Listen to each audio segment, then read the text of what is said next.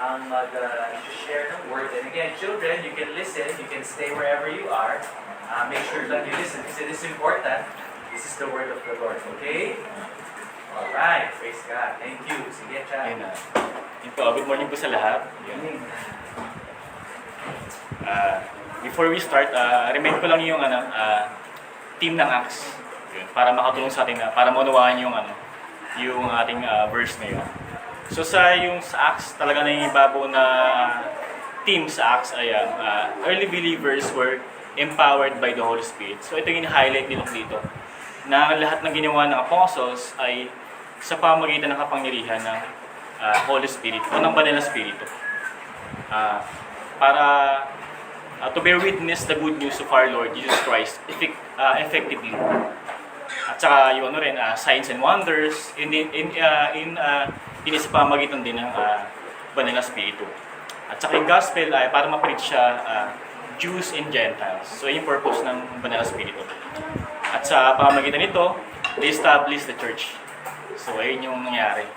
Through the power of the Holy Spirit na established on the church. So hanggang ngayon, ito pa rin yung same Holy Spirit na kumikilos sa simbahan at sa buhay natin, na nag-i-empower din sa atin. So yun, yun lang, niremind ko lang yung team ng Acts. Isa rin sa pinapakita ni Luke ay ito yung sa Acts ay pinapakita ko yung tunay na religion. Ito yung Christianity. Kasi nga, bakit? Kasi nga rooted in God's promises. At saka in covenants of God, yung mga covenant, at saka yung yun nga, hinighlight yung promise ni God at saka yung new covenant of grace ni Jesus Christ. Yun sa Apirum, di ba? This is my new covenant in my blood. Diba sabi niya? At sa ating talata, may natin na ang mahabang discourse. So, mahaba to. Mahaba siya. Pero yung napunta sa akin na portion lang, yung kay Abraham to Joseph lang. Pero yung buong discourse na to, ay simula kay Abraham through Moses. Tapos yung sumunod na, ayun na yung stoning kay Stephen. Yun na siya, stone to death. Yun nga, before we start, share ko lang yung being said lang yung team ng Acts. Gusto lang share yung movie na Miracles are Number 7. Alam nyo yun? Sino nakapanood yun? Yung Korean movie. Maganda yun, di ba? Sabi nila, true story daw yun. Miracles are Number 7. Yung sa kwento na yun, nakulong si Yesu. Si Yonggu yun. Si Yonggu yung tatay ni Yesu. So, may kapansanan siya sa pag-iisip.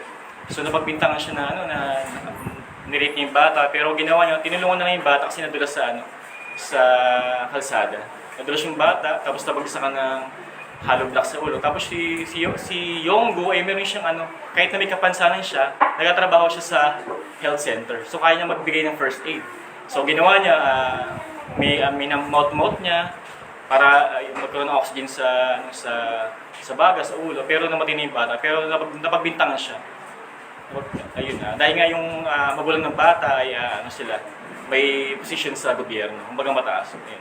Parang may pagbuhatan ng galit, pinakulong nila si Yonggu at siya binitay din. Pero yung anak niya si Yeshang ay nangarap na maging lawyer. So ang purpose niya para maging lawyer ay para mapawalang sala yung ama niya. Kahit na nabitay siya, pero napawalang sala niya, nalinis yung name ni Yonggu na yung tatay niya. So yun nga, pero same din sa text natin, kaya ko lang na-share yun. Kasi nga, si Stephen din ay pinagibintangan din na binablaspheme niya raw yung word of God. O yung si Moses, sabi hindi. Tinuturo nila yung mga mali, sabi kay Stephen. At saka sa ibang apostles, di ba? Nauna kay Peter, di ba? Na pinagabawalan sila magturo. So yun, share ko lang yung movie na yun, kasi medyo siya, related sa text. So yun. Ang ating text ngayon is sa Acts chapter 7, verses 1 to 16. So ito yun. So yung muna, di ba, nag-appoint sila ng 7 deacons. Isa rin dito si Stephen. So ito, Acts chapter 7, verses 1 to 16. So yun, ito yung simula ng discourse ni Stephen. Patungkol sa Old Testament. So in verse 1, sabi dito, "And the high priest said, Are these things so? And Stephen said, "Brothers and fathers, hear me. The God of glory appeared to our father Abraham when he was in Mesopotamia, before he lived in Haran, and said to him, 'Go out from your land and from your kindred, and go into the land that I will show you.' Then he went out from the land of the Chaldeans and lived in Haran. And after his father died, God removed him from there into this land in which you are now living. Yet he gave him no inheritance in it, not even a fool's land, but promised to give it to him as a possession and to his offspring after him, though he had no child. And God spoke to this effect, that his offspring would be sojourners in a land belonging to others, who would enslave them and afflict them 400 years. But I will judge the nation that they serve, and said God. And after that they shall come out and worship me in this place. And he gave him the covenant of circumcision. And so Abraham became the father of Isaac, and circumcised him on the 8th day.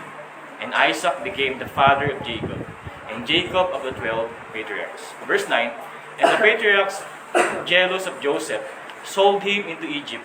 But God was with him, and rescued him out of all his afflictions, and gave him favor and wisdom before Pharaoh, king of Egypt, who made him ruler over Egypt and over all his household. Now there came a famine throughout all Egypt and Canaan, and great affliction, and our fathers could not find no food. But when Jacob heard that there was grain in Egypt, he sent out our fathers in their first visit. And on the second visit, Joseph made himself known to his brothers, and Joseph's family became known to Pharaoh. And Joseph sent and summoned Jacob his father and all his kindred, 75 persons in all. And Jacob went down into Egypt, and he died, he and our fathers. And they were carried back to Shechem and laid in a tomb that Abraham had bought for a sum of silver from the sons of Hamor and Shechem." So bago tayo mapatuloy sa ating sermon, let's pray muna. Panginoon Diyos, ngayon po ay lumalapit sa iyo. Ngayon po ay humingi, Panginoon, ng wisdom, Panginoon, pangunawa. We pray na mawalawaan po namin ang iyong salita. Ito po yung mag-speak, Panginoon, sa aming heart. Lord, open our hearts, Panginoon. Panginoon, pinapanalangin ko na ihanda mo, Panginoon, ang mga puso sa aming totohanan po na maririnig ngayong umaga. Ito po gamitin mo, Panginoon, upang ma-express, Lord, ang iyong pag-ibig, kapangyarihan sa aking mga kapatid na ito. Ako po yung naway maging clear sa kanila, Panginoon. At kami rin po ay bigyan mo, Lord, ng grace, power, upang ma-apply po namin ang mga truths na aming madidinig ngayong umaga, Panginoon. Dahil wala ka ng ibang binigay na way, kundi ang salita mo, Panginoon. I-preach ang mabuting balita, na ito po ang daan tungo sa kaligtasan. Kaya po ay pangunahan mo ngayong umaga. Ngayon po ay ilayo mo, Panginoon, sa mga distractions. Focus po namin ang aming mind, heart, soul, strength sa pakikinig ng salita. Ito po kami dalangin sa pangalan po namin, Panginoong Jesus. Amen. So, yun. So, before, sa chapter 6, yun nga, they choose 7 deacons to serve the physical need of the church. So, yun, isa rin dito si Stephen. Stephen was highlighted in chapter 6, verse 5. Sabi kay Stephen ay siya full of faith and Holy Spirit. Full of faith and full of Holy Spirit. And in verse 8, he is full of grace and power, doing signs and wonders. So yun yung describe ni Luke kay Stephen. And in verse 10, they could not withstand his wisdom and the spirit which speak. So yun, na-preach ni Pastor Enric yun. Sabi sa verse 15 din, Stephen have face like an angel. So yun yung sabi ni Luke kay Stephen, na siya talagang full of wisdom, full of power, full of Holy Spirit, at saka yung face niya ay para daw angel. Pero na-explain nga ni Pastor Enric yun na iyon ay signifies na ng glory ng Panginoon. Na nakita nilang kapangyarihan ng Diyos sa buhay ni Stephen. Kasi nga, sino ba binibehold ni Stephen? Binibehold niya ang Panginoong Diyos. Kaya nakikita sa buhay ni Stephen ang kalulatian ng Diyos. Kaya sabi ni Luke ay sabi ng mga tao doon at comment din ni Luke ay meron siyang parang mukha ng anghel. According to ESV, sa the Bible, there was apparently a visible manifestation of the brightness of the glory of God on his face, as there had been with Moses, and to event, greater extent, with Jesus' transfiguration. Yun, na-explain na maigi ni Pastor Enric. Na talagang, kahit din sa atin din, if we behold Christ, if we behold God, talagang magiging Christ-like tayo. Tayo magiging, yung kabanalan ng Diyos ay magmamanifest na sa ating mga buhay. Kung mas nangingibabaw sa ating buhay, ay yung kalulutian ng Diyos. The context here is Stephen being accused of blasphemy. Ito yung nangyayari dito. Na-appoint si Stephen bilang deacon at nagawa siya nagawa siya ng mga signs and wonders. Nag-preach din siya siguro ng mabuting balita. Pero itong mga tao na ito, mga Hudyo at yung mga Pharisees, say, in-accused ng blasphemy o ng dispute na binabago niya raw yung turo ni Moses at ng Diyos. Then they secretly investigated men who said, ito yung sa verses 11 to 14. Sabi dito, "We have heard him speak blasphemous words against Moses and God. And they stirred up the people and the elders and the scribes. And they came upon him and seized him and brought him before the council. And they set up false witnesses who said, 'This man never ceases to speak words against this holy place and the law. For we have heard him say that this Jesus of Nazareth will destroy this place and will change the customs that Moses delivered to us." So yun, ito daw intensyon ni Stephen at ng iba pang apostol na sirain daw yung templo at ibahin yung tradisyon nila. Pero hindi, ang gustong gawin ni Stephen at ng ibang apostol ay reformation o baguhin yung puso nila. Kumbaga, hindi sirain yung templo, hindi baguhin yung tradisyon, kundi yung baguhin yung puso nila na sobrang tigas. So, ito natin yung response nila. Sila ay matigas ng ulo nila. Ang ginawa nila, nagbayad pa sila ng tao para maging false witness kay Stephen na siya ay para siraan. Para lahat ng ito kasi si Stephen ay hindi lang siya nasa labas ng city. Kundi nasa harapan ng Sanhedrin. Nasa council siya, harap niya yung mga high priests, mga Pharisees at meron kasing dalawang grupo, meron Sadduceo at Pariseo. Ito yung harap ni Stephen ngayon. So hindi basta mga tao yung harap niya. Kaharap niya ay yung mga leaders ng temple. So napakabigat na pinagdaanan ni Stephen ngayon. Pero ang maganda, siya ay full of grace, full of power, full of wisdom, at kasama niya ang banal na spirito. Kaya si Stephen ay sobrang tapang niya na imbis na pag makaawa siya na palain niyo na po ako. Pero hindi, sabi niya, kwento niya pa ang buong Old Testament. Diba? Ito yung ating maridinig ngayong umaga. So in our text that we will be looking this morning, ito ay portion of Stephen speech or preaching ni Stephen. Stephen addressed before the Sanhedrin nga. Stephen's defense is the longest discourse of Acts. So ito yung pinakamahaba na discourse sa Acts. Kasi kwento nga talaga yung simula kay Abraham hanggang kay Moses. At it is a selective recital of Old Testament history, including sections of Abraham in verses 2 to 8, and Joseph in verses 19 to 16, and Moses in verses 17 to 34, and Israel's apostasy in verses 35 to 50. Kaya sila napikon, kasi ang ganda, kwento mo yung kay Abraham hanggang kay Moses. Pero yung huling point ni Stephen, in-apply niya na yung truths, di ba? Ito, may covenant yung Diyos sa inyo, walang hanggang covenant. Pero yung in-apply niya na yung truth ng covenant ng Diyos sa kanila, ito yung Israel's apostasy. Sabi, kayo mga stiff-necked people, mga kayo, pinatay niyo yung mga propeta. Ano itong pinagsasabi ng taong to? Yun, doon sila napikon. Kaya, ang ginawa nila sa huling verse na yun, hinatak nila si Stephen sa labas ng city at anong ginawa sa kanila? Sakit kay Stephen, siya'y pinagbabato hanggang sa siya'y mamatay. At kabilang sa mga tao ngayon, doon si Saul. Si Saul ay si Paul. So, nasaksihan ni Saul ang martyrdom ni Stephen. So, ito yung nangyari kay Pero ang gusto ko lang highlight ngayon ay kay Abraham to Joseph. And, yun nga, naputol lang ang history discourse ni Stephen nang he applied his history lesson to Israel's present rejection of the Messiah in verses 51 to 53. Ito basahin ko sa inyo yung sinabi ni Stephen sa kanila. Kaya sila nanggigil sa kanya. Sabi doon na yung ngipin nila ay yung parang yung nagangalit, parang tumutunog. Nanggigil sila eh. Kasi kami eh. Anak kami ni Abraham eh. Ba't mo sabihin na pinapatay namin yung mga propeta? Ito yung sabi ni Stephen sa kanila. You stiff-necked people, uncircumcised in heart and ears. You always resist the Holy Spirit, as your fathers did. So do you. Which of the prophets did your fathers not persecute? And they killed those who announced beforehand the coming of the righteous one, whom you have now betrayed and murdered.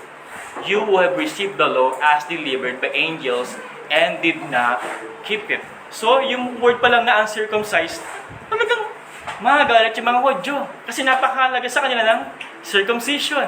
Kasi pag hindi ka circumcised, isa kang hintil. So talagang papatuhin nila sa Stephen sa sinabi nila. Pero totoo naman talaga. Kasi ang hindi sa kanila circumcised, ay yung puso nila. Uncircumcised yung puso nila.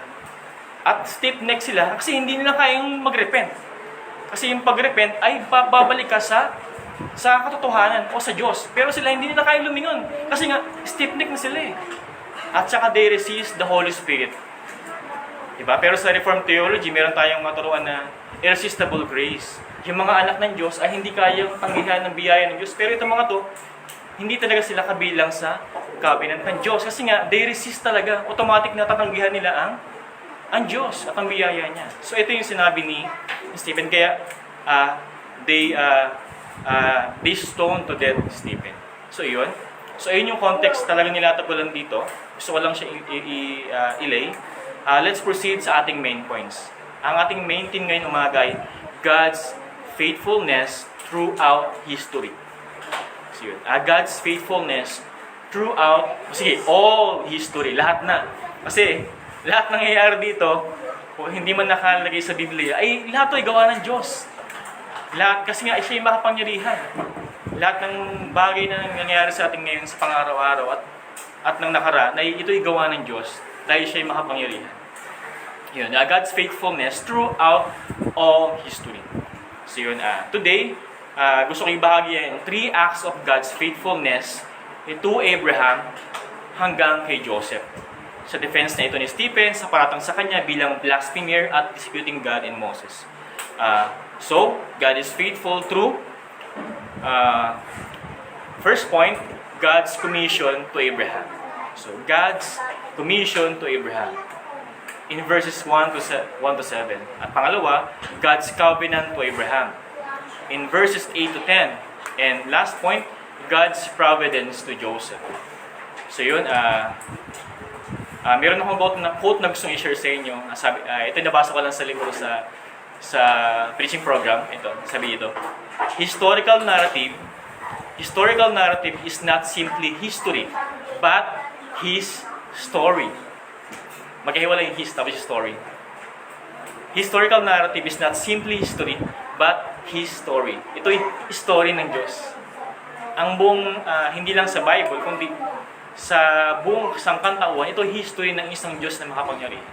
So ito yung kwento ng Diyos. So yun, ito yung mga points natin. First point, God's commission to Abraham. Ito sa verse 1 to 7, hanggang sa verse 1 to 4, ito yung God commanded Abraham to go. Sabi niya, sabi muna ng high priest dito, sabi kay Stephen, are these things so? Ito yung, kasi nga siya nasa council nga, sabi ng high priest na, totoo ba? Totoo ba yung sinasabi ng mga witness na to, na ikaw ba talaga ay blasphemer? Ikaw ba ay, you despise ba the law of Moses as God? Totoo ba? Are these things so? Pero yung sagot ni Stephen ay hindi yung yes or no. Ang sagot niya ay ikwinento niya ang faithfulness ni God throughout whole history of the patriarchs. Started with Abraham through Moses. So ito, Una nga, sabi ni Stephen dito ay God commanded Abraham to go.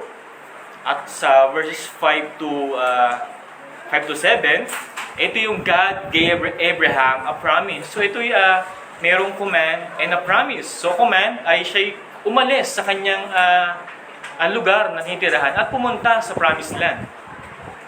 At meron siyang promise sa kanya na I will bless your nation. Kung meron siyang blessing, hindi lang siya promise at meron siyang blessing. So yun. Ano bang intensyon ni Stephen?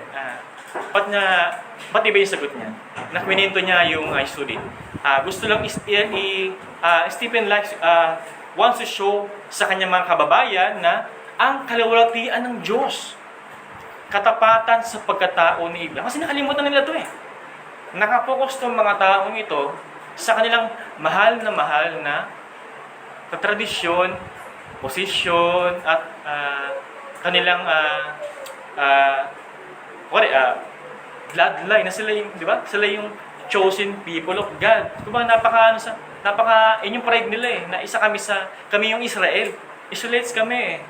Pero hindi, nakalimutan nila yung yung command, covenant ng Diyos sa kanila at yung pangako ng Diyos. Nakalimutan ng mga taong ito.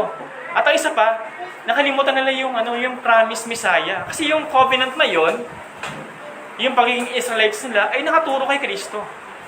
So nakalimutan na ng mga taong ito. Kaya si Stephen ay kwinento niya yung history na hindi.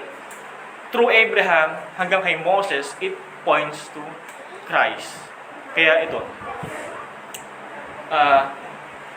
Nagsimula si Stephen sa salaysay niya o sa kanyang discourse. Nagsimula siya chronologically. So tama, di ba? Simula kay Abraham hanggang kay Moses. Start with God of glory. So yung pinakamaganda, nagsimula siya sa Diyos. Sabi niya dito, the God of glory appeared to Abraham. So nagsimula pa rin siya talaga kay God. Yun, sabi niya kay Abraham na nagpakita raw ang Diyos ng kalulutian kay Abraham sa Mesopotamia. So yung Mesopotamia, hindi pa yun sa promised land. Kumbaga, ang katotohanan pala ay hindi lang nagidwell ang Diyos sa templo. Hindi lang nagidwell ang Diyos sa tabernakulo. Na siya, sa Old Testament pala, ay nagidwell na siya kahit sa saang place. So kasi, binibreak niya yung paniniwala ng mga taong ito. Kasi ang paniniwala ng mga to ay sa temple lang talaga nagidwell ang presensya ng Diyos. Pero alam natin na ito'y sinira na di ba, yung veil. Di ba sabi nga sa kanta na at sabi rin sa Bible na God tore the veil at lahat ng God's people ay pwede na pumasok at maranasan na kanyang presensya. Kahit hanggang ngayon, we experience the presence of God. Diba? Hindi man ito yung tayo nilalamig. Ni-feel ko yung Holy Spirit kasi kinikilibutan ako, brother. Pero hindi eh.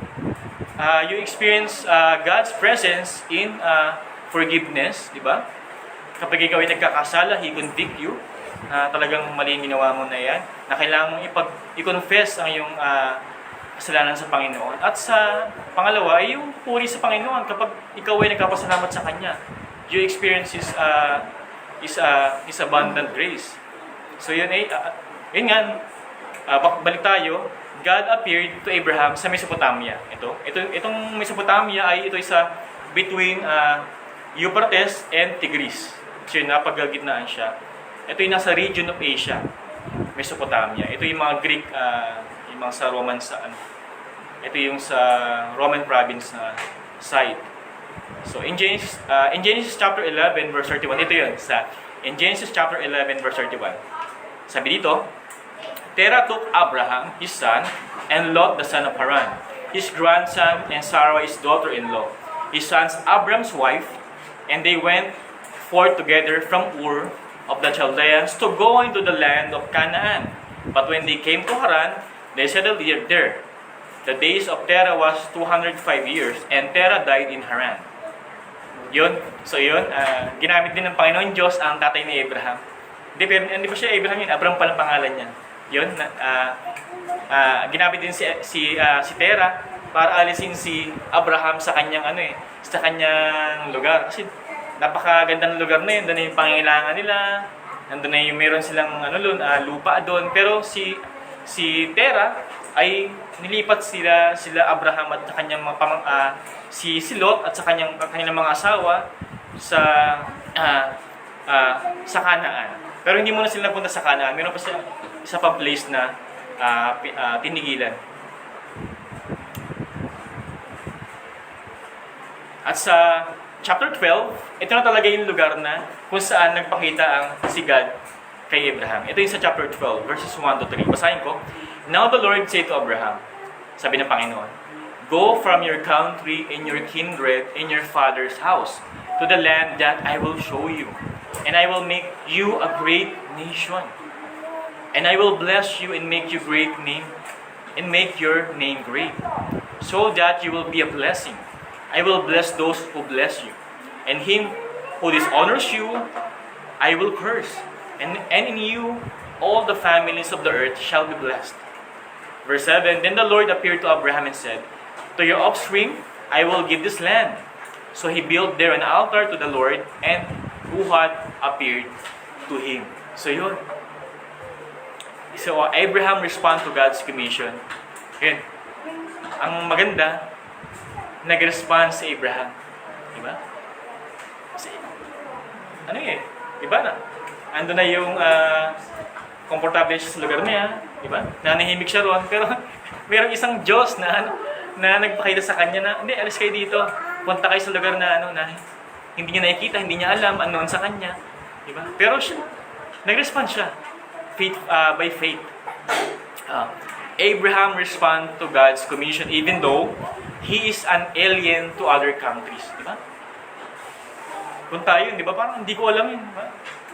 Wala pang mapa yun, wala pang Google Map. Hindi ko alam yun eh. Panginoon, so matakot ka. Kasi yung panahon na yun, siguro yung mga tao, di ba, nanakop pa. Puro gera, sakupan ng mga lugar.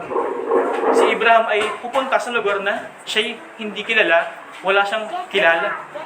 At hindi niya alam yung itsura man ng lugar na yun. At sabi sa verse 5 ng Genesis, sa verse 5 na Acts chapter 7, "Yet he gave him no inheritance in it." Kumbaga, yung inheritance na yun ay hindi maranasan ni Abraham tumapak sa Canaan, sa Promised Land. Ang makakaranas daw ng pagtapak sa Canaan ay yung kanyang mga offspring, di ba? Kung tayo siguro, Panginoon, gusto kong maranasan din na makatapak sa lugar na yun. Pero sabi dito kay Abraham, "Yet he gave no inheritance in it, not even a foot's length." Na kahit daw paa ni Abraham ay hindi siya magkakaroon ng lupa doon sa Promised Land. Kundi ang kanyang mga offspring. Pahit ka ba yun? Pero si Abraham ay pumayag. Umalis siya, sige, let's go. Punta na tayo sa Canaan. He responds by faith. Kahit na wala siyang matanggap na kahit nakatiting lang ni paa na pulupa. At isa pa sa nakakagulat, wala siyang anak. Wala pa siyang anak sa panahon na to. Paano papanimin yung offspring niya? Wala nga siyang anak dito. Pero umalis siya. Umalis siya nang walang anak. Kahit na pangako sa kanya, ipapadamihin daw yung mga offspring niya. At saka yung isa rin sa yung asawa niya si Sarai ay hindi siya matanda pa dito, pero siya ay baog siya. Hindi niya kaya manganak. Sorry. Hindi niya kaya magbuntis. So, ayun. Pero, siya ay umalis. By faith. At isa pa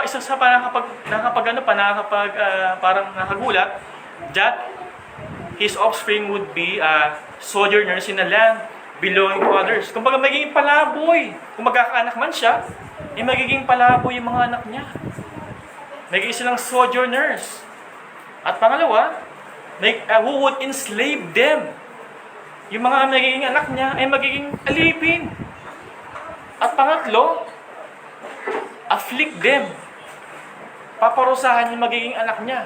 Pero, umalis pa rin siya. Nakakapagtaka. Pero huwag tayong magtaka. Kasi, Abraham responds with faith. At saka hindi siya nakatingin sa pangako eh. Nakatingin siya sa Diyos niya. Ano bang kayang gawin ng Diyos na to? Even though wala akong anak, He can provide. Even though my offspring will be enslaved, He can free them. Diba? Through Moses, di ba? And even though they will afflict them, they will heal them. Even though they will afflict them and kill them, ang sabi ng Panginoon Yesu Kristo, they can resurrect them because I am the resurrection and the life. So yun, medyo tumala na ako sa New Testament. Pero ganoon ang katotohanan, di ba? Makapangyarihan ng Diyos ni Abraham. Kaya siya umalis sa kanyang comfort zone. Yun nga, Abraham focused on the positive side of the promise rather than the negative side of the promise. Yung magiging alipin ng kanyang mga offspring. Tayo din. Tayo mga kapatid. We are to focus on the promise or the promises, not on our present condition. So, sabi nga sa kanta, yung nakaraan linggo, almost home naman. Almost home. Ngayon ba yung kinanta natin? Almost, sorry. Yun, medyo nakawala. Yun, di ba? Wala pa man tayo sa ating tahanan, tunay na tahanan. Pero almost na. Kasi nga, naranasan mo na di ba? Naranasan mo na. Ito yung church. Ito yung purpose ng church. Para may handa tayo sa ating tahanan, di ba? Kasi ito yung gagawin natin dun di ba? Ngayon, yung mag-preach pa lang ay yung mga preachers. Pero sa tahanan ng Panginoon, talagang Diyos na mismo. Saan niya na manggagaling?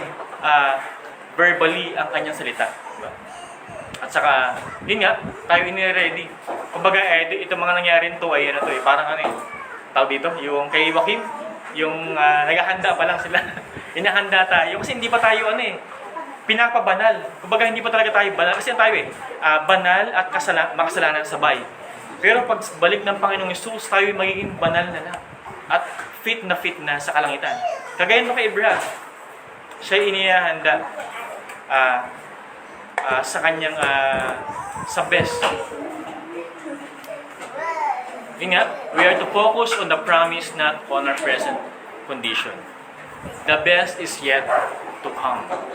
Yun nga, we see here the command and the promise. Yung command sa kanya, na sabi, go out from your land. At yung promise, sa verse 7, but I will judge the nation that they serve, and said God, and after that they shall come out and worship me in this place. So, ba't naging promise yun? Yung desire ni Abraham. Hindi yung land. Hindi yung promise. Hindi yung offspring. Hindi yung dumami yung anak niya. Hindi yung your name will be great to all the nations. Kundi yung yung pangalawang phrase. And after that, they shall come out and worship me at this place. Yung mga covenant people, yung desire nila ay sambahin yung Panginoon. Ayun yung sa atin, sa atin mangyari. Yung sambahin yung Panginoon sa kanyang place. Samba yun? Sa langit. Ayun yung pinapangarap natin. Pero hindi na pangarap to Pag-asa. Ayun yung pag-aasa natin. Na masamba sa Diyos. Masamba yung Diyos face to face. Ayun yung inaasahan natin. Kaya tayo ay tinawag na sojourners, aliens. Kasi nga tayo naglalakbay patungo sa ating kung saan tayo gustong dalhin ng Panginoon para sambahin siya.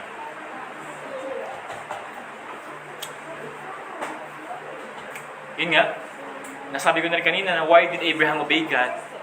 That is because of the promise of God, because of his faith to God of the glory. Kaya nga, in Genesis chapter 12, verse 4, so Abraham went, as the Lord had told him, and Lot went with him. Abraham was 75 years old when he was departed from her. So yun, nag-respond si Abraham faithful.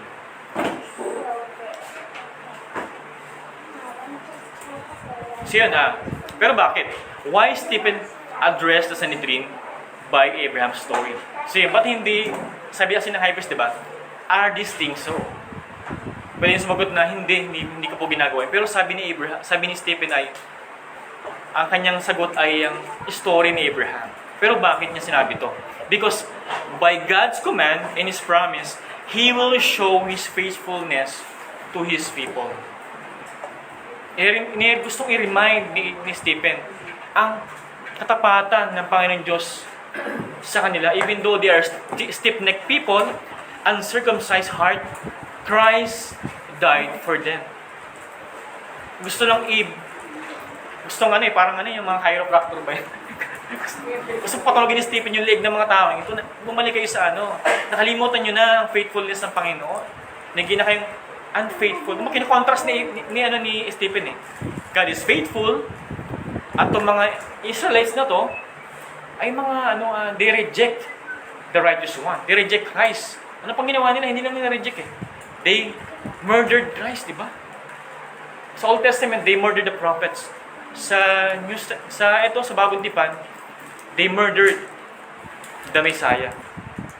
Kaya nga talaga si Peter, si John, kinulong nila. Kasi nga, laging sa preaching ni Peter, ay laging, you killed the Holy One. You killed the Prince of Peace. You killed the resurrection, the life.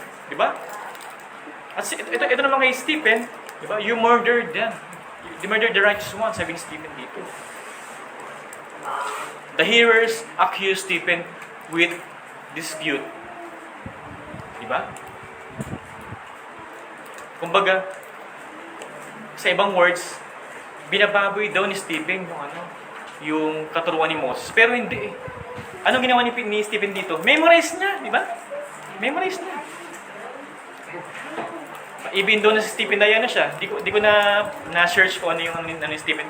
Pero sabi sa preaching ni Pastor Edson, siya kasama siya sa mga yung mga na-convert sa Christianity. Kasi yung name nila ay Greek, di ba? Sila eh, yung Nicanor, yung mga pangalan nila, kumbaga Greek yung nila eh. Kumbaga convert siya. Kumbaga alam na alam niya yung Old Testament history. Pero hindi eh. Stephen shows love. Mahal na mahal niya yung Word of God. Alam niya nga eh, di ba? Yung kwento ni Abraham, through Moses, even though na siya bagong convert. Diba? Even though na siya deacon, di ba? Wala pa sigurong isang buwan o ilang days bago siya naging deacon, pero alam niya na yung kwento ng Old Testament. But Stephen responds in the history of God's faithfulness because it is his story. Diba? Ito'y story ng Diyos. Hindi ito tungkol sa inyo, mga kapatid. Diba? Ating pag-isipan ito, mga kapatid. Can you obey God when the promise requires bad things? Diba? Oo nga, diba? May comment kay Abraham, may promise. Pero yung mga promise ng Panginoon, may mga halong may mga halong negatives, diba? You will be enslaved, yung offspring mo magiging slave, they will be afflicted. Tapos magkakaroon daw siyang anak, pero wala pa siyang anak, yung asawa niya, hindi kayang magbuntis. Diba?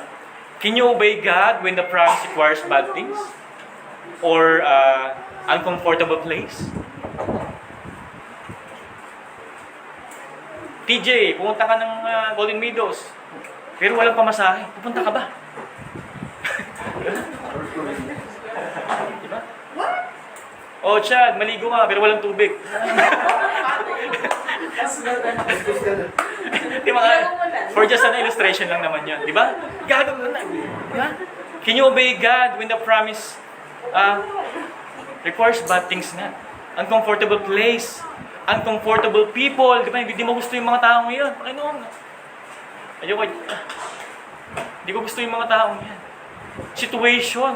Uncomfortable situation. Pupunta ka ba? Pupunta ka ba kung you will live what you love?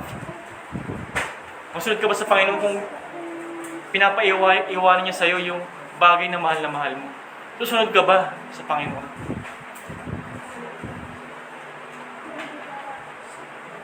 Amen, di ba?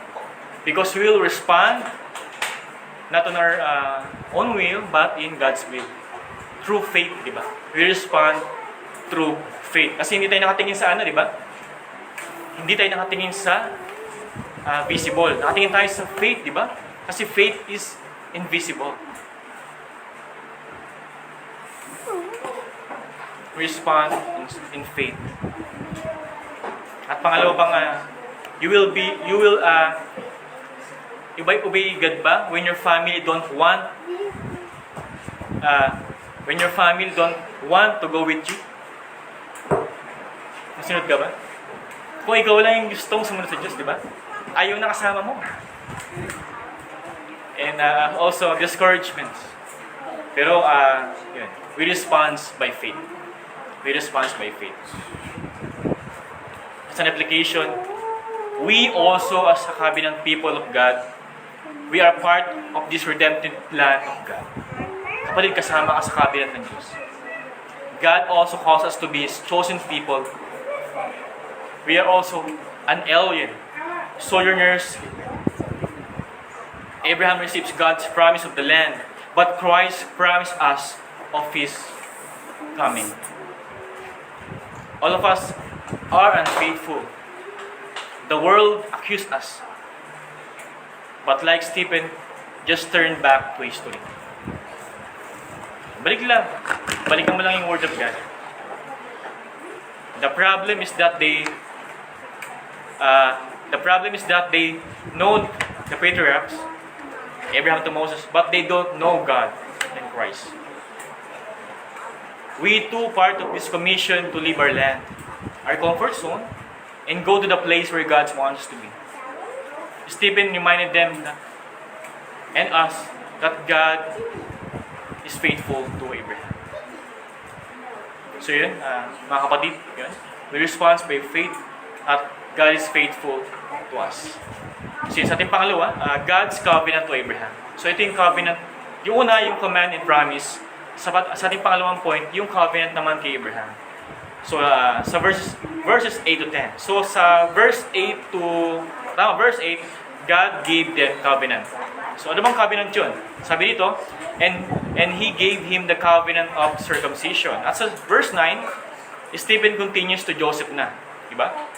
Una kay Abraham, ngayon sa verse 9, kay Joseph na. So yun, ating first point, God commissions or command Abraham. Now, Stephen continue to God's covenant to Abraham. So ano ba yung covenant? Ano ba yung covenant? Ano ba yung tipan? Diba, mayroon bagong tipan, lumang tipan, at may mayroon lumang Old Testament at bagong New Testament. So ano ba yung covenant? Ang covenant ay a contractual arrangement between God and a person or between human beings which required binding action from one or both parties.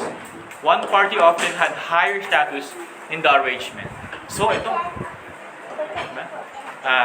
nagkaroon ng ang Diyos ay inabot tayo at nagalok siya ng arrangement. Nagkaroon ng covenant yung tao at ang Diyos. Pero ito sa ating verse na to, ang sabi dito ay covenant of circumcision. So ito ay para sa mga Hudyo. Okay. Mayroong mga types of the covenants, di ba? Yung may Mosaic covenant, di ba? Noahic covenant, at mayroong pang Abrahamic covenant, yun. Tapos mayroong pang Adamic covenant. Pero dito, wala namang consensus na kung ilang bang covenant dyan. So, nakadepende lang sa mga patriarchs. Noahic covenant nga, tapos Abrahamic covenant, Mosaic covenant, Davidic covenant yon. And ito, asa na ba tayo ngayon? The New Covenant. O pwede rin, the Covenant of Grace. Kasi nga, yung una ay Covenant of Works. Kumbaga, kailangan mong trabahuin yung bago makuha yung promise na yan, di ba? Yung promised land. Ang gagawin mo, kailangan mong sakupin yung Kanaan. Di ba? Ayun yung utos sa mga Israelites, di ba? Go out from your land and go to Canaan. So, pupunta ka sa Canaan, hindi yung papasok ka doon, hindi. Kailangan may paggera. Kailangan may magpatayan para makuha yung land na yun. Ayun yung promise ng Panginoon. So, kailangan mag-work. Ayun yung covenant of work. Pero sa covenant of grace, wala tayong gagawin dito. Kasi nga, ginawa na ni sino? Ni Kristo. Kaya ang grace na. You are in the covenant of grace. Ito yung new covenant. At ang the new covenant starts at the upper room. Yeah.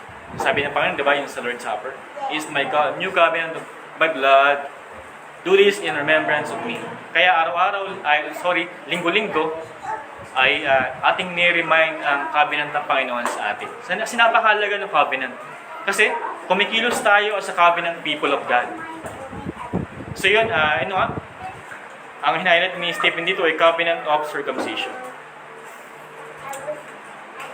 At sabi sa 1689, London Baptist Confession of Faith, chapter 7, ang tipan ng Diyos. Ito, basahin ko. Section 4. Ang tipan ng Diyos ay pinahayag sa Ebanghelyo, una kay Adan, sa pangako ng kaligtasan, sa pamagitan ng binhi ng babae, at pagkatapos ay nagpatuloy hanggang sa ganap na pagpapahayag ng kaligtasan sa bagong tipan. Ang kaligtasan ng mga hinirang ay batay sa kasunduan ng Ama at Anak noong walang hanggang pasimula. Nagtamo ng buhay na walang hanggan ng mga naligtas mula sa lahi ni Adan sa pamagitan lang ng biyaya na dulot ng bagong tipang ito. Ang tao ay walang magagawa upang maging katanggap-tanggap lang. Katanggap-tanggap sa harapan ng Diyos, batay sa mga kondisyon na ibinigay. Kaya Dan, noong una siya, ay di pa nagkakasala. So yun, yung tipan. So yun, ang unang palang tipan ay kay Adamic covenant. Ang tawag dito ng mga theologian ay proto-evangelium. Kumbaga, dun una, yung sa Genesis chapter 3 verse 15, Genesis chapter 3 verse 15, doon yung unang patikim ng gospel.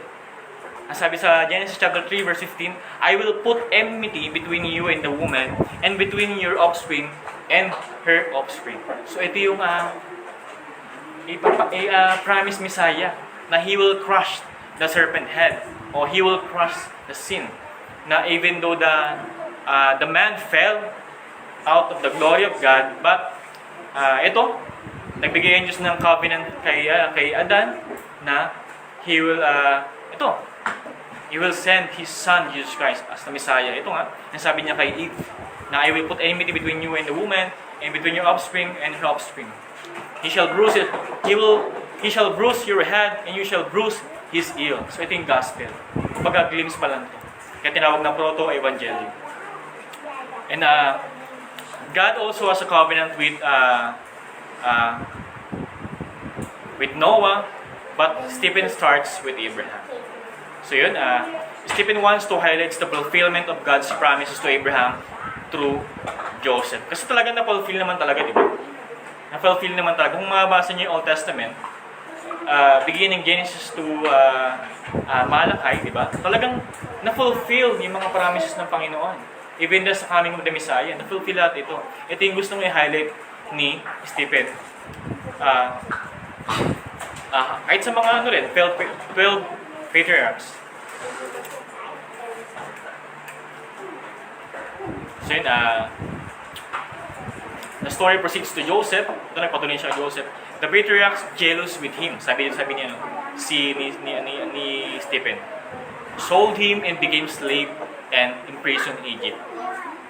But Stephen says, but God was with him and rescued him out of all his afflictions and gave him favor and wisdom before Pharaoh, king of Egypt, who made him ruler over Egypt and over all his household. So yun, di ba? Una, hinighlight ni Stephen yung faithfulness kay Abraham. Ngayon naman yung faithfulness naman kay Joseph by his divine providence. Kasi nga, nakalimutan na ng mga taong ito, ng mga stiff-necked people na to, yung providence ng Diyos through the coming of the Messiah. Yung sinasabi ko nga kanina sa Genesis chapter 3 verse 15. Na ito, in-highlight yung covenant of circumcision, pero nakalimutan na yung covenant ni God kay Adam, di ba?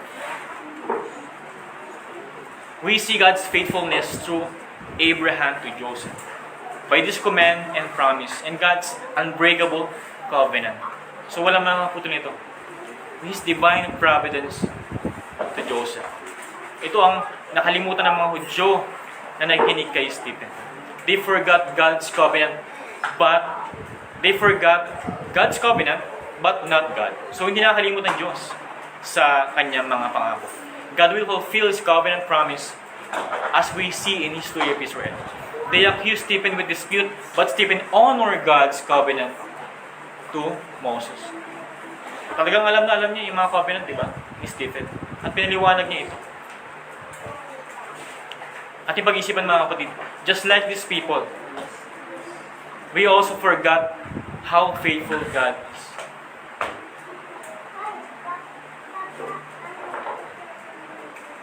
That is why preaching is essential for us. To remind how faithful God is and how unfaithful we are. But God, through Christ, sees us righteous and holy. Kaya napakahalaga na paulit-ulit na paulit-ulit na pinipreach yung gospel. Kahit na nasa Old Testament ka, kailangan pa na i-preach yung gospel niya. Diba? Kasi nga, kaya katulad nga, di ba? Genesis pa lang, Genesis chapter 3, di ba? Verse 15, nandun na yung gospel. Sinasabi na si Kristo. Kumbaga nandun na yung shadows. Pero sa New Testament, sa New Covenant, nandun na yung substance. Nandun na si Christ. Nandun na yung talagang dugo niya. Talagang totoong dugo na nabuhos para sa kanyang simbahan. As an application, we are in the New Covenant. Israel is flesh circumcision, di ba? Yung covenant of circumcision. But church circumcision is of the heart. Mga kapatid, kailangan ma-circumcise yung puso mo. Kailangan ma-circumcise yung puso mo. Pero kung ang puso mo ay circumcised na, praise God, di ba? Praise God. Pero masakit, di ba? Masakit ang i-circumcise ang heart natin. Pero praise God kasi di ba? Bakit praise God kahit masakit? Kasi ang puso ng bato, di ba? Ang pusong bato ay hindi masaktan. Di ba? Kahit na masabi, they will cut to the heart. Kailangan maramdaman mo na hiniwa ang puso mo. Kasi pag hiniwa yung puso mo, ibig sabihin, yung puso mo ay naging pusong laman na. Hindi na pusong bato. Church is circumcision is of the heart. Are we aware that we were in the covenant with God? At alam mo ba kapatid na ikaw ay nasa covenant? Na hindi ka lang church, hindi ka lang member ng Pure Church Golden Meadows. Na tayo ay covenant people of God. At meron kang responsibilities. Ano masabi? Be holy, for I am holy. At marami pang pinapagawa ang Panginoon. Knowing that we are in the covenant, do we maintain our place in the covenant? Do you maintain your place in the covenant? God is the one who is faithful. We also Christ shadow in these two Old Testament history. The sacrifice of Abraham and on Joseph's affliction by his own brothers. Just like Christ murdered by his own.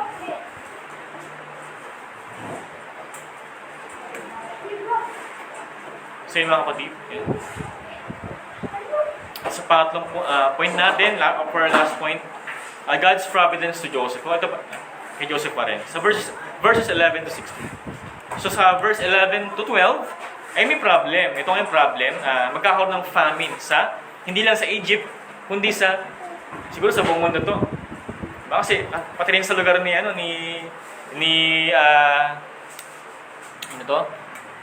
Jacob ay nagkaroon din ng famine, di ba?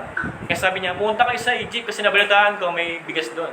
Kaya pinapunta niya yung mga magkakapatid, sila Judah, sila Benjamin. Pero hindi niya alam, nandun pa lang si Joseph na kanilang binenta. Yun. Kaya, yung second point ko, yung providence kay Joseph, di ba? Even though na binenta siya, ay may lang palang purpose ng Panginoon. Kaya malaman mamaya. Yun, nagkaroon ng problem, nagkaroon ng famine in a land. Nagkaroon ng tagutom. Pero kung titingnan natin, ngayon, meron tayong famine din, di ba? Anong famine ngayon?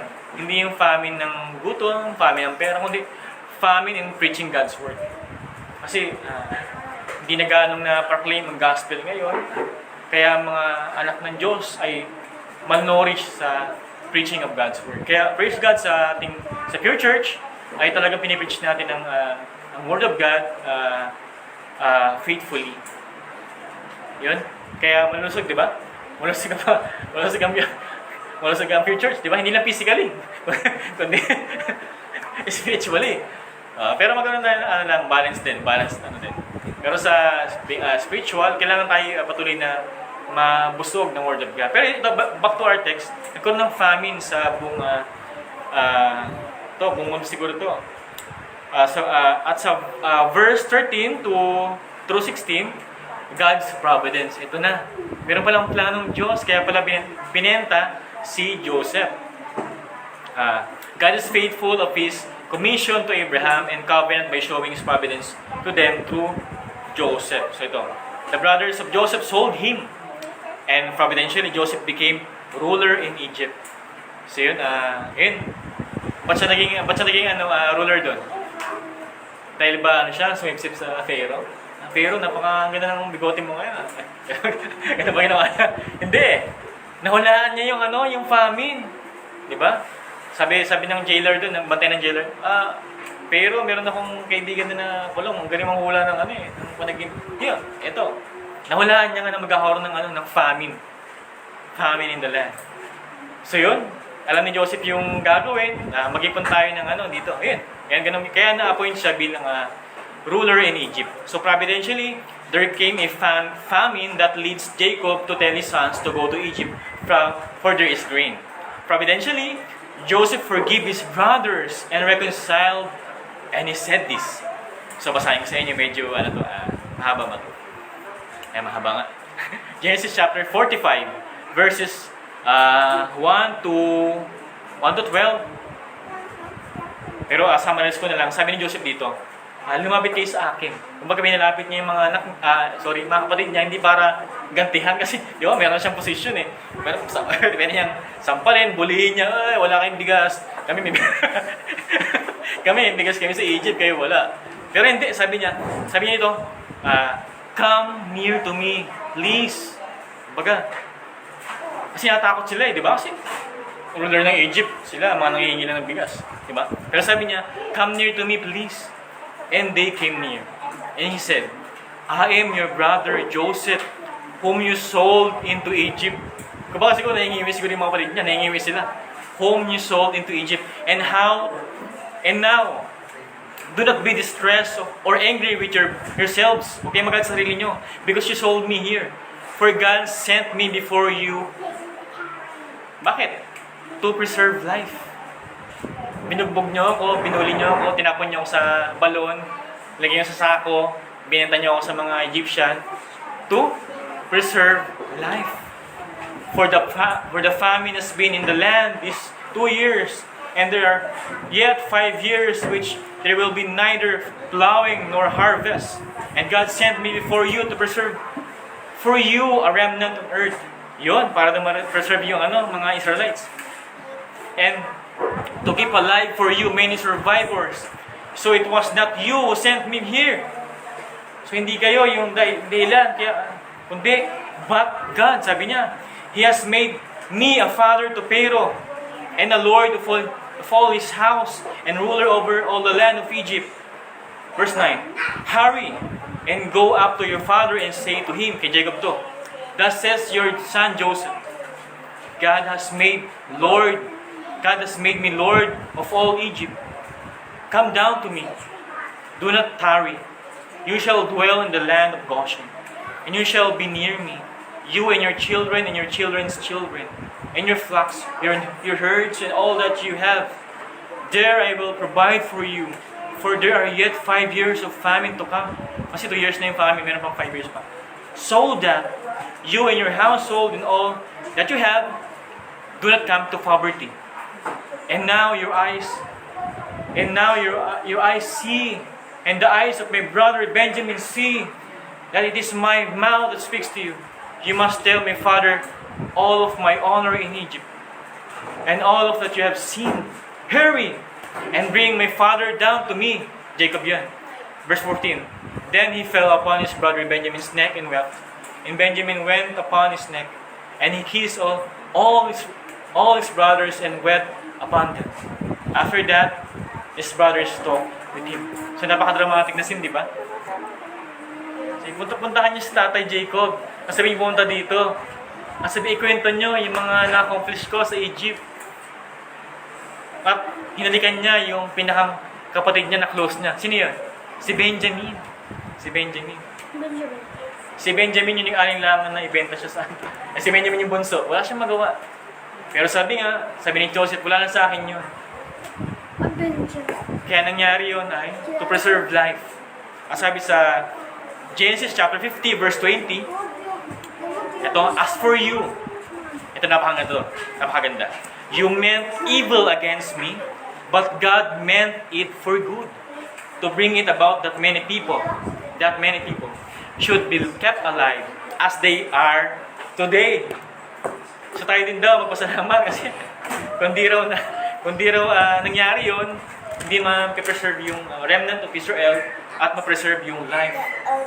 At walang survivors. So in yung providence ng Panginoon, napaka-faithful niya. Diba? Hindi niya pinutol yung covenant niya kay Abraham hanggang kay Moses. At sa next preaching din sa next Sundays ay yung patuloy na faithfulness ng Panginoon throughout all history.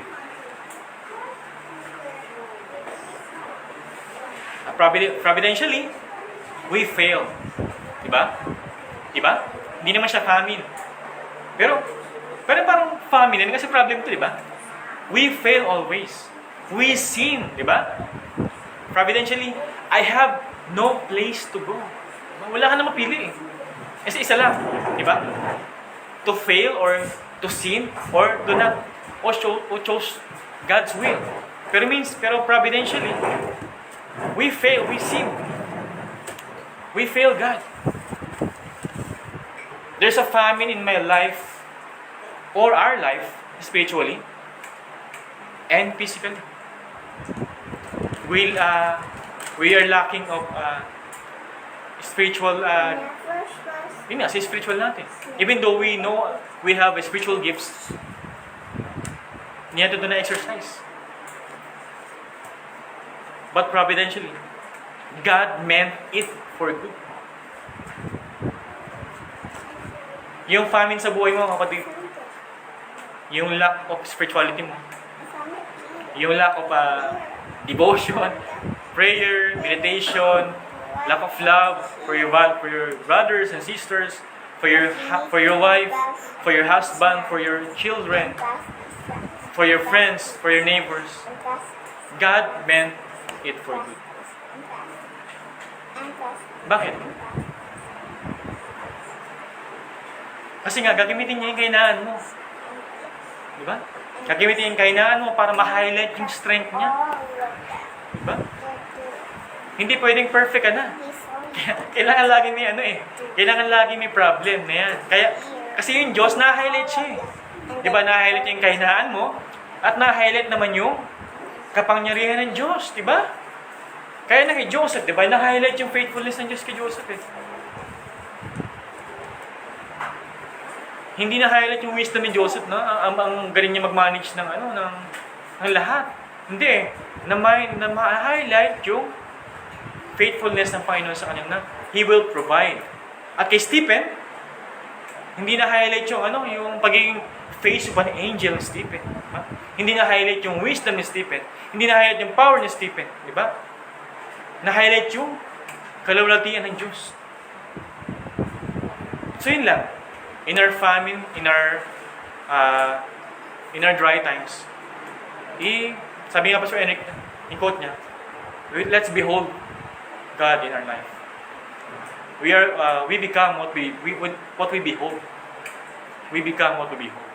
So behold Christ, behold God, behold God's Word,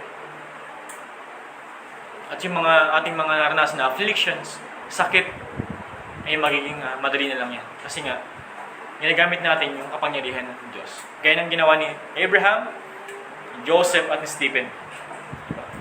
Although na siya parang tupa, na napalibutan ng mga asong lobo, na handa siyang kainin, di ba?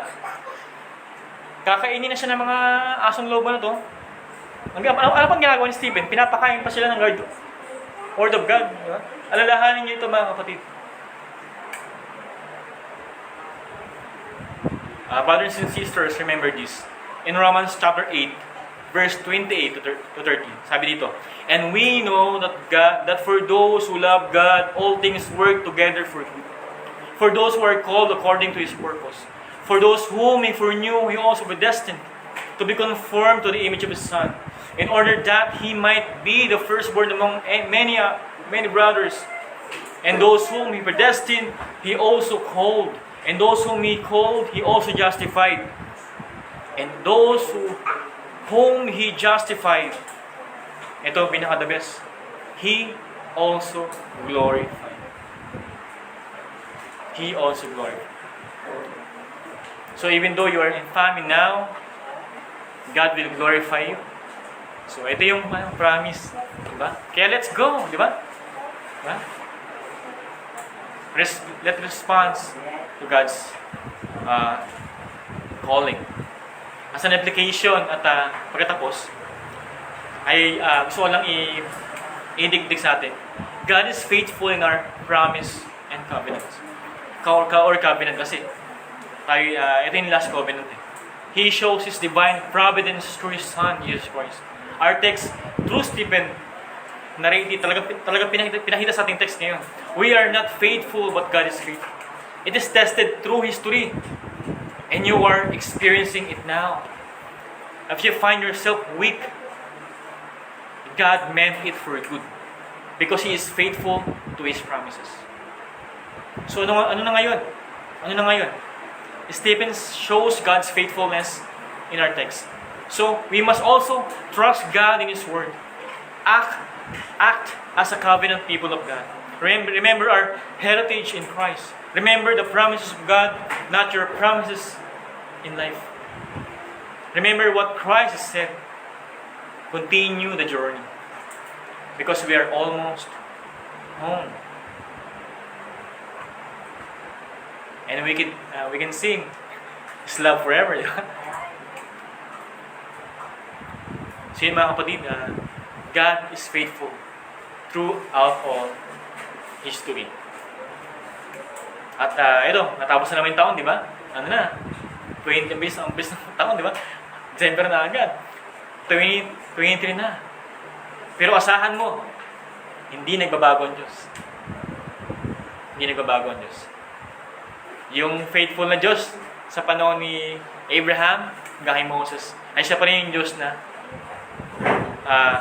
faithful ngayon. So yun, let's pray. Aming tapat na Diyos, kami po ay nagpasalamat, Panginoon, sa iyong katapatan po sa amin. Kung minsan man o we confess, Lord, na kami ay unfaithful sa iyo, Panginoon. Lagi po namin binibigo, Panginoon, aming mga pangako sa iyo, Panginoon. O nabibigo namin, Panginoon, inyong mga binigay sa amin ng mga command. But you are faithful in advance, O God. You are faithful yesterday, today, and forever, Lord. Hindi ka nagbabago, Panginoon. Pero kami ay patuloy mong binabago, Panginoon. Kami ay nasa proseso, Panginoon, ng pagkabat. Kami ay itinuring mong banal, Panginoon. Na kami yung tinawag, Panginoon. Kami ay inyong ginastified, Panginoon. Kami ay inyong sinactified. At kami ay inyong i-glorified, Panginoon. Na we will persevere to this race, Panginoon. Although na mahirap, Panginoon, gaya ng naranasan po naming mga fathers, Panginoon, throughout whole history, we experience the problems, Panginoon. Pero kailangan lang po namin balikan, Panginoon, ang inyong mga ginawa, Panginoon. Ito po yung magkapaalala sa amin. Ibigay sa amin, Panginoon, na lakas, kagalahan, Panginoon, that ikaw yung kilos, Panginoon, gaya ng team ng Acts, Panginoon. You empowered them, and you also empower us, Panginoon. Now, we can do all things through Christ if we respond in faith, O God. Kaya, Panginoon, kami nawa ay patuloy na milos, Panginoon, ayon sa inyong pagkatawag sa amin, Panginoon.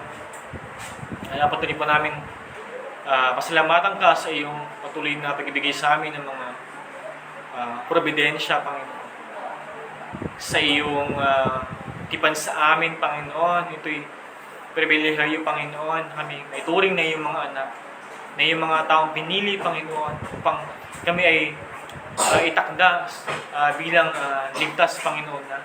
At nag-aantay, inaantay, Panginoon, ang pagbabalik po ng Panginoong Jesus. At gaya ng pangako mo kay Abraham, we also worship you in your place. At Lord, naway kami ay patuloy na maging faithful, Panginoon, sa inyong salita, Panginoon, na hindi lang po namin to ma-absorb mentally, but we also apply it in our lives, so God. Give us grace and power, Panginoon, upang ma-action ito, Panginoon. Upang makita ng mga tao, Panginoon, na ikaw ay makapangyarihan, Panginoon. Na patuloy na matransform ang aming mga households, Panginoon.